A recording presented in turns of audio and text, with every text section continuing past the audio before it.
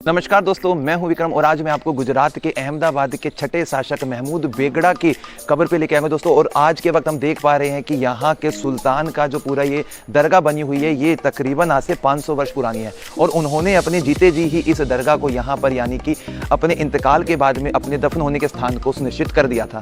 देख सकते हैं काफ़ी बड़े बड़े पिलर के साथ में जालीदार काम किया गया है और इस पूरे परिसर को हम कहते हैं दोस्तों सरखेज दरगाह परिसर। और यहाँ पर और भी बहुत सारी इमारतें बनी हैं छोटी बड़ी, जिनको अपनी वीडियो में कैद करेंगे। तो दोस्तों अभी हम सबसे पहले यहाँ पे जो सुल्तान थे इनके अंदर वाले हिस्से को देखेंगे, इतिहास को आपके सामने पेश करेंगे। आ जाइए दोस्तों, अब हम देखने जा रहे हैं महमूद बेगड़ा की उस मज़ार को जो तकरीबन आज से 500 वर्ष पुराने इतिहास के साथ में जोड़ेगी। तो दोस्तों जैसे ही मंदिर की तरफ कदम रखते हैं तो यहाँ पर पहले आप देख सकते हैं कि कितने बड़े बड़े पिलर के साथ में इस पूरे बड़े कक्ष को बनाया गया है। और यहीं पर दफन है यहाँ के छठे सुल्तान महमूद बेगड़ा अपने 2 बच्चों के साथ में। तो दोस्तों आप सामने की तरफ अंदर वाले इस चैम्बर में कुल मिलाकर 3 बड़ी बड़ी जो मज़ारें देख रहे हैं, इसमें से बीच वाली मज़ार है सुल्तान महमूद बेगड़ा की, जिनका शासनकाल शुरू हुआ था 1459 में और इनका अंतिम समय था 1511 तक। और 2 जो बाकी यहाँ पे आपको मज़ारें दिखाई दे रही है दोस्तों, ये है उन्हीं के बेटे सुल्तान मुजफ्फर शाह द्वितीय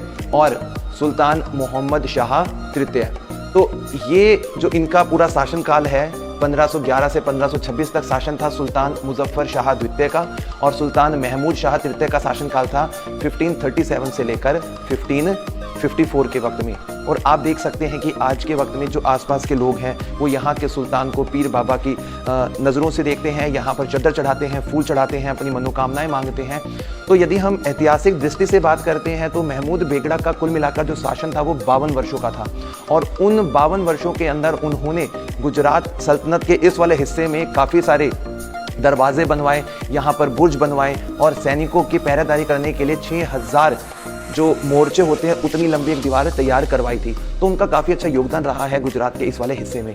तो यहाँ पर जब आप आते हैं ना तो आप इनके बाहरी हिस्से में जो जालीदार काम देख रहे हैं, ये लोगों को बहुत ज़्यादा अट्रैक्ट करता है। आप जिस भी जाली पे अपनी नज़रों को लेकर जाएंगे एक एक करके, आपको लगभग यहाँ की जालियों का जो डिज़ाइन है वो बिल्कुल अलग यूनिक दिखाई देने वाला है। तो इसलिए हम इस स्थान को जालीदार नक्काशी और जालीदार बारीकियों की खिड़की की वजह से ज़्यादा आकर्षित पाते हैं। यहाँ आप अपनी नज़रों को लेकर जाइए एक एक करके, तो बाहर की जो रोशनी है वो इन जालियों से छनकर अंदर की तरफ आ रही है। और हर जाली में एक अलग डिज़ाइन देखने को मिलेगा, एक अलग कला देखने को मिलेगी, एक अलग शैली देखने को मिलेगी।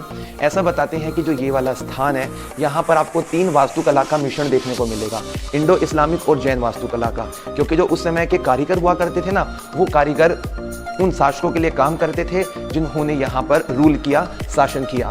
तो गुजरात का जो ये वाला स्थान है ना, ये अपनी एक स्वतंत्र रियासत बना लेता है जब दिल्ली के ऊपर तैमूर लंग ने लड़ाई करी थी 1397 को। और यहाँ पर जो उस समय के शासक थे उन्होंने इसको स्वतंत्र घोषित किया और उसके बाद में यहाँ पर अपना मुजफ्फरीद वंश की शुरुआत करी। और उस वंश के अंदर ही मार्च 1411 के वक्त में जो अहमद शाह प्रथम थे उन्होंने अहमदाबाद की शुरुआत कर दी थी। और अहमद शाह प्रथम के ही पोते थे महमूद बेगड़ा। और बताते हैं कि मात्र 13 वर्ष की आयु में उन्होंने गुजरात की राजगद्दी पर, सिंहासन पर वो बैठ गए थे। और उनके जितने भी राज दरबारी थे ना, वो बहुत ज़्यादा विद्वान थे, जिसकी वजह से उनको ना अपने सत्ता में बहुत फ़ायदा मिला।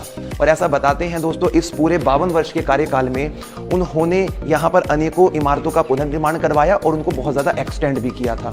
और उनकी कुछ खासियत मैं आपके सामने शेयर करता हूँ।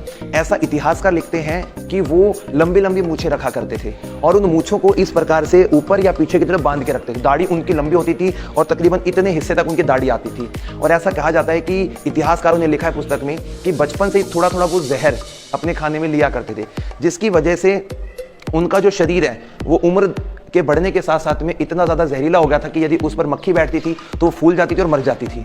तो इतिहासकारों ने है ना इस बात को किताबों में लिखा है कि एक तो वो खाते बहुत ज़्यादा थे, तकरीबन दिन में 35-40 किलो खाते थे। अब ये चीज़ मतलब बहस का एक विषय बन सकती है, लेकिन यदि हम इतिहासकारों की लिखावट की बात करते हैं तो उन्होंने लिखा है कि महमूद बेगड़ा अपने दिन के खाने में शहद खाते थे, कटोरा भर के मक्खन खाते थे, 100 तक केले खा जाते थे। अब इन बातों में कितनी सच्चाई है कितनी सच्चाई नहीं है ये तो इतिहासकारों शोधकर्ता ही जानते हैं। लेकिन ओवरऑल मिलाकर अगर हम बात करते हैं महमूद बेगड़ा के इस मकबरे में, तो यहाँ पर हमें गुजरात के छठे शासक सुल्तान और यहाँ पे किया गया बारीक काम को देखने का आज मौका मिला है। तो दोस्तों इन्हीं के साथ में देखेंगे कि आसपास बाहर की तरफ हमें क्या कुछ देखने को मिलेगा और क्या नया हम गुजरात की इन रियासतों को आपके सामने पेश करेंगे। अब हम सरखेज रोजा के दूसरे चैम्बर में आ गए, जहां पर हमें रानी रजबाई और उनके साथ में 2 अन्य कब्रों को देखने का मौका मिल रहा है। दोस्तों ऐसा बताते हैं कि जो यहाँ के सुल्तान थे उनकी ही रानियों की यहाँ पर ये कब्र आज हमें देखने को मिल रही है। वैसे तो बताया जाता है कि ये जो कब्रें हैं वो यहाँ के जो सुल्तान थे मुजफ्फर द्वितीय उनकी रानियों की कब्र है, लेकिन कुछ इतिहासकार इस बात में भी मतभेद रखते हैं कि जो यहाँ के महमूद जो यहाँ के मुख्य शासक थे 6 नंबर के बेगड़ा, उनकी पत्नी की कब्र इसको बताया जाता है। तो इतिहासकारों ने अलग अलग अपनी राइटिंग में अपनी अपनी बातों को बताया है। वैसे इनको आज के वक्त में रानी रजबाई की कब्र के नाम से जानते हैं। तो ये इस वाले चैम्बर में आप देख सकते हैं, और इसके बाहर यदि हम थोड़ा सा कैप्चर करते हैं तो आपको आज के वक्त में एक अच्छी लाइब्रेरी यहाँ पे बनी हुई दिखाई देगी, जहाँ पर आपको फोटो गैलरी देखने को मिलेगी। इन फोटोज़ के माध्यम से आप यहाँ के जो इतिहास है उसको भी काफ़ी बारीकी के साथ में समझ सकते हो, विजिट कर सकते हो। तो देखते हैं कि अभी हमें और दूसरे चैम्बर में क्या कुछ देखने को मिलेगा जो इतिहास की कड़ियों को और मजबूत बना देता है। आ जाइए। सुल्तान और बेगम के मकबरे के पिछले हिस्से को देखेंगे तो ये और भी ज़्यादा फैसिनेटिंग लगेगा, क्योंकि यहाँ से हम इन मकबरों की उन जालियों के ऊपर पड़ती हुई रोशनी को देख पा रहे हैं कि बाहर से हमें कुछ भी दिखाई नहीं दे रहा कि पीछे की तरफ क्या चल रहा है, लेकिन अंदर से जब देखते तो बाहर का हमें पूरा नज़ारा देखने को मिलता है। तो ये है महमूद बेगड़ा का बैक साइड वाला पोर्शन जो उनकी मकबरा बना हुआ है, यहाँ पर आने का रास्ता। और दोस्तों इस तरफ जो रानियाँ थी उनका यहाँ पे मकबरे का बैक साइड वाला पोर्शन आप देख सकते हैं। और इसी के साथ में दोस्तों बना हुआ एक बहुत बड़ा टैंक, एक बहुत बड़ा तालाब यहाँ पर, और इस तालाब का नाम महमूद बेगड़ा ने अपने दादा अहमद शाह प्रथम के नाम पर रखा था। और बारिशों के वक्त में ये वाला जो टैंक है, जो तालाब है, ये पानी से भर जाता है। तो यहाँ पर ही दोस्तों हमने राजा रानी के महल को भी देखा है, बाकी सब चीज़ों को देखा है। तालाब में उतरने के लिए नीचे इस प्रकार की पुरानी सीढ़ियाँ बनाई गई हैं, बड़े बड़े पत्थरों का इस्तेमाल देख सकते हैं। तो दोस्तों यहाँ की हमें पूरी वीडियो कैप्चर करके बहुत अच्छा लगा, और देखते हैं कि हमें क्या कुछ देखने को मिलेगा। तब तक के लिए जय हिंद, जय भारत।